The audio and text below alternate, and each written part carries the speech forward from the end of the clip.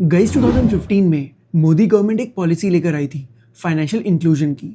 Idea ये था कि उन लोगों तक भी बैंकिंग सर्विसेज प्रोवाइड करी जाएं जिनके पास अभी तक बैंक अकाउंट्स तक नहीं है। तो आरबीआई ने क्या किया, कुछ रिप्यूटेड एनबीएफसीज को स्मॉल फाइनेंस बैंक्स का लाइसेंस दे दिया। आज हम उनमें से best performing small finance bank के बारे में बात करेंगे, जिसे रिसेंटली अभी आरबीआई ने यूनिवर्सल बैंकिंग लाइसेंस भी दे दिया है। हम बात कर रहे हैं एयू स्मॉल फाइनेंस बैंक के बारे में, और आज ये बैंक एचडीएफसी बैंक से भी बेटर परफॉर्म कर रहा है।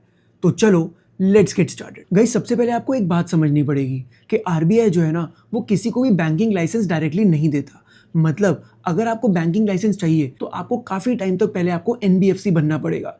एनबीएफसी होती है नॉन बैंकिंग फाइनेंस कंपनी। इसके अंदर मेजरली जो पैसा होता है ना, वो कंपनी के प्रोमोटर का होता है और उसको बाकी पैसा मार्केट से इंटरेस्ट पे रेज करना पड़ता है। बेसिकली आरबीआई आपका ट्रैक रिकॉर्ड देखना चाहती है कि आप किस तरीके से लोगों को मार्केट में पैसा लेंड करते हो और उसके हिसाब से कितना आप अर्न कर पाते हो। क्योंकि बैंकिंग लाइसेंस मिलना एक बहुत ही रिस्पॉन्सिबल रोल है, क्योंकि इसके अंदर आपको लोगों का पैसा आपके पास होगा। तो basically you are the custodian of that particular money, और आपको बहुत ध्यान से उनका पैसा मैनेज करने का ट्रैक रिकॉर्ड होना चाहिए। अब एयू की स्टार्टिंग भी 1996 में इसी तरीके से हुई थी, जब उसके फाउंडर संजय अग्रवाल ने एक एनबीएफसी बनाई थी, एयू फाइनेंसर्स। उन्होंने राजस्थान की बैंकिंग सर्विसेज में एक बहुत बड़ा गैप देखा। मतलब हो क्या रहा था ना, कि जितने भी ट्रांसपोर्ट ऑपरेटर्स थे उन्हें बैंक से लोन लेने में बहुत प्रॉब्लम हो रही थी, क्योंकि उनके पास कुछ खास क्रेडिट हिस्ट्री नहीं होती थी। तो उन्होंने एयू फाइनेंसर्स के नाम से एक व्हीकल फाइनेंस कंपनी स्टार्ट की, और फिर नेक्स्ट 2 डेकेड्स तक एयू फाइनेंसर्स ने इस एनबीएफसी को बहुत अच्छे से मैनेज किया और लेंडिंग बिजनेस को बहुत डीप लेवल पे अंडरस्टैंड भी किया। अब गाइस, आपको एक बात समझनी पड़ेगी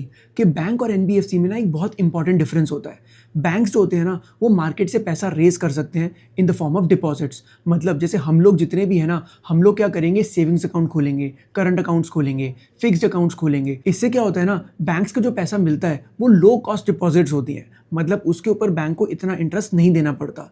लेकिन अगर मैं एनबीएफसी की बात करूं तो एनबीएफसी को ये डिपॉजिट्स लेना अलाउड नहीं होता। तो लेकिन पैसा तो उनको भी चाहिए, क्योंकि at the end of the day वो भी तो लोगों को पैसा दे रहे हैं, लेंड कर रहे हैं। तो अगर वो लेंड करेंगे तो they need funds as well. तो वो लोग पैसा कहाँ से लाते हैं? देखो, कुछ पैसा तो उनका खुद का होता है, और बाकी पैसा वो क्या करते हैं, वो बाकी बैंक से लेते हैं और बॉन्ड मार्केट से रेज करते हैं। अब एनबीएफसी जो होती है ना, वो काफी रिस्की लोन्स देते हैं। अब क्योंकि ये मेजरली अपना पैसा बैंक से बोरो करते हैं, तो डेफिनेट सी बात है एनबीएफसी भी बैंक के लिए एक कस्टमर ही हो गया, तो वो अपना प्रॉफिट तो रखेगा ही रखेगा।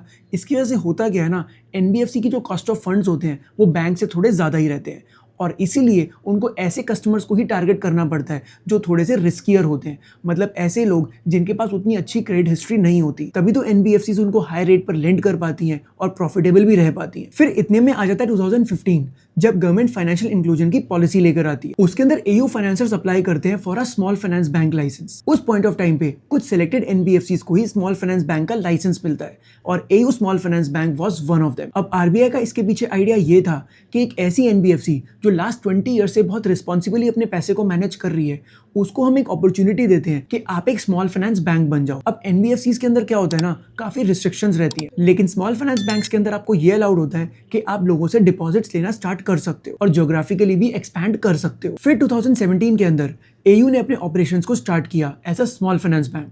अब स्मॉल फाइनेंस बैंक बनते ही उनके पास सबसे बड़ी एडवांटेज ये आ चुकी थी कि अब वो कस्टमर डिपॉजिट्स एक्सेप्ट कर सकते थे।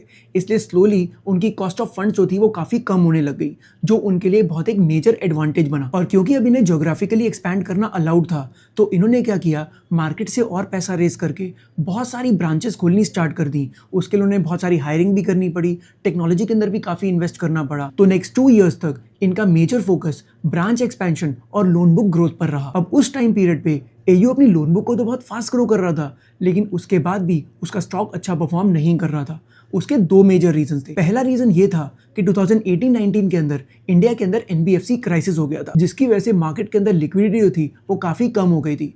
अब क्योंकि एयू स्मॉल फाइनेंस बैंक भी एक पॉइंट ऑफ टाइम पे तो एनबीएफसी था, और आज भी उनके कस्टमर्स मोर और लेस सेम ही थे, तो मार्केट ने ये सोचा कि अगर एनबीएफसी के अंदर क्राइसिस आ रही है तो there is a good chance कि एयू स्मॉल फाइनेंस बैंक को भी प्रॉब्लम आ सकती है। और दूसरी चीज ये थी कि लास्ट 2 ईयर से एयू स्मॉल फाइनेंस बैंक बहुत मैसिवली एक्सपैंड कर रहा था। अब सिंपल सी बात सोचो, अगर नई ब्रांचेस खुलेंगी तो उसके लिए अपफ्रंट कॉस्ट भी आएगा। इसकी वजह से हो क्या रहा था कि लोन बुक तो अच्छे रेट पर ग्रो कर रही थी, लेकिन कंपनी के मार्जिन जो थे वो स्ट्रगल कर रहे थे, जिसकी वजह से मार्केट अभी उसको रिवॉर्ड नहीं कर रही थी। फिर इतने में आ जाता है कोविड, और उस पॉइंट ऑफ टाइम पे पूरा बैंकिंग सिस्टम स्ट्रगल कर रहा था, लेकिन still AU small finance bank की जो परफॉर्मेंस थी वो बाकी बैंक से काफी ज्यादा रेजिलिएंट थी। अब लॉकडाउन खत्म होते होते एयू स्मॉल फाइनेंस बैंक ने अपनी स्ट्रैटेजी को चेंज करना स्टार्ट किया। अब हुआ क्या था ना, इनिशियली ये company majorly vehicle finance loans ही दिया करती थी, लेकिन लॉकडाउन खत्म होने के बाद इन्होंने क्या किया, अपने कस्टमर सेगमेंट्स को इंप्रूव करना स्टार्ट किया।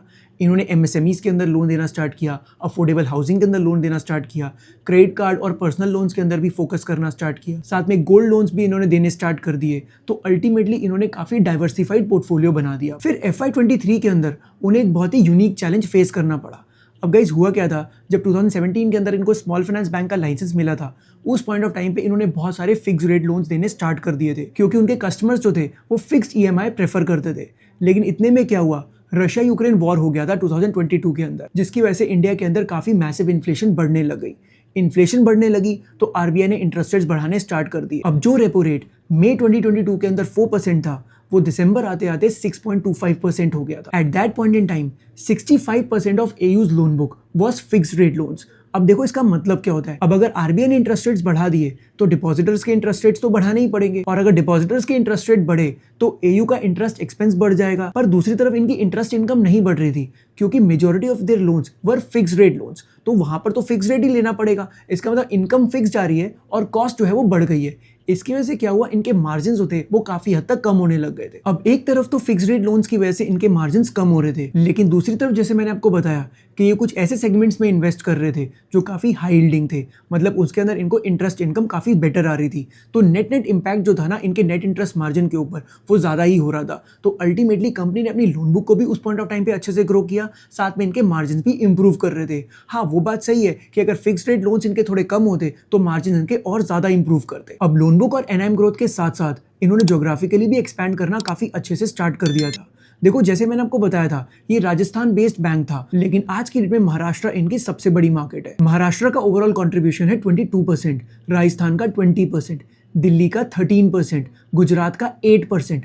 तो ये इनकी मेजर मार्केट्स हैं, और इसके साथ साथ बाकी स्टेट्स के अंदर भी इनकी काफी मीनिंगफुल प्रेजेंस आ चुकी है। अब guys one thing you need to understand कि अगर आपको किसी भी बैंक की फाइनेंशियल परफॉर्मेंस को अंडरस्टैंड करना है तो आपको दो पैरामीटर सबसे पहले देखने पड़ेंगे। First is the loan book growth, कि क्या बैंक कंसिस्टेंटली अपनी लोन बुक को ग्रो कर पा रहा है, and second is NIMs। NIM is the net interest margin, और लोन बुक के साथ साथ क्या वो अपने मार्जिन को प्रोटेक्ट कर पा रहा है। अगर वो उसको इंप्रूव नहीं कर पा रहा तो एटलीस्ट उसको प्रोटेक्ट करना बहुत ज़्यादा ज़रूरी है। और अगर मैं लास्ट 10 ईयर्स की बात करूं तो एयू स्मॉल फाइनेंस बैंक अपनी लोन बुक को 24-25% से कंसिस्टेंटली ग्रो कर पा रहा है, और गोइंग फॉरवर्ड भी वो इसी रेट पर आगे भी ग्रो कर सकता है। अब वेस्ट और नॉर्दर्न पार्ट्स के अंदर तो एयू की काफ़ी अच्छी प्रेजेंस हो चुकी थी, लेकिन एयू के मैनेजमेंट को ये रियलाइज हुआ कि साउथ के अंदर उनकी प्रेजेंस आज भी उतनी अच्छी नहीं है। तो उन्होंने क्या किया, 2024 के अंदर फिनकेयर नाम की NBFC को उन्होंने टेक ओवर कर लिया, जिसकी मेजर प्रेजेंस जो थी वो साउथ के सारे रीजन्स के अंदर थी। अब इससे इनको दो फायदे हुआ। पहली चीज ये कि फिनकेयर जो थी ना वो एक माइक्रो फाइनेंस इंस्टीट्यूशन था, मतलब मेजॉरिटी जो इनकी लोन बुक थी ना वो माइक्रो फाइनेंस सेगमेंट के अंदर थी, और एयू स्मॉल फाइनेंस बैंक के पास माइक्रो फाइनेंस की बुक थी ही नहीं। तो इनके दो मेजर पर्पस सॉल्व हो गए। पहला, साउथ के अंदर इनकी प्रेजेंस बन गई, दूसरा इनके पास माइक्रो फाइनेंस की बुक भी आ गई, और तीसरा उनको एडेड बेनिफिट ये मिला कि फिनकेयर की साउदर्न मार्केट्स के अंदर रेपुटेशन काफी अच्छी थी और उसका ब्रांच नेटवर्क भी काफी एक्सपेंडेड था। तो एयू स्मॉल फाइनेंस बैंक को साउदर्न मार्केट्स के अंदर सीधा एक ओपनिंग मिल गई थी, जहां पर वो अपने बाकी सेगमेंट्स को भी क्रॉस सेल कर सकते थे। तो guys AU small finance bank जो था ना वो सारी चीजें ठीक से एग्जीक्यूट कर रहा था, अपनी लोन बुक को भी बहुत फास्ट ग्रो कर रहा था, NIM भी उसके इंप्रूव कर रहे थे, ज्योग्राफिकली भी काफी अच्छा एक्सपैंड कर रहा था, और साथ में नए नए सेगमेंट्स के अंदर भी एक्सपैंड कर रहा था। उस पॉइंट ऑफ टाइम पे मैनेजमेंट काफी कॉन्फिडेंट था कि वो पूरी तरीके से रेडी है यूनिवर्सल बैंकिंग लाइसेंस के लिए। तो उन्होंने क्या किया, 2025 के अंदर यूनिवर्सल बैंकिंग लाइसेंस के लिए अप्लाई किया, और उनको RBI ने ये अवार्ड भी कर दिया। That means AU small finance bank अब बिग बैंक्स के साथ कंपीट करेगा, जैसे HDFC bank, ICICI bank, Axis bank etcetera. और अगर मैं इन्वेस्टमेंट पॉइंट ऑफ व्यू से बात करूं तो at this point in time AU small finance bank जो है ना वो ICICI bank, HDFC bank, Axis bank, Kotak Mahindra bank, SBI bank, इन सबसे अच्छा परफॉर्म कर रहा है, and going forward can give better returns than all these big banks. So guys I hope आपको आज का वीडियो अच्छा लगा होगा। If you like this video then don't forget to like, share and subscribe to the channel. I'll see you in the next one.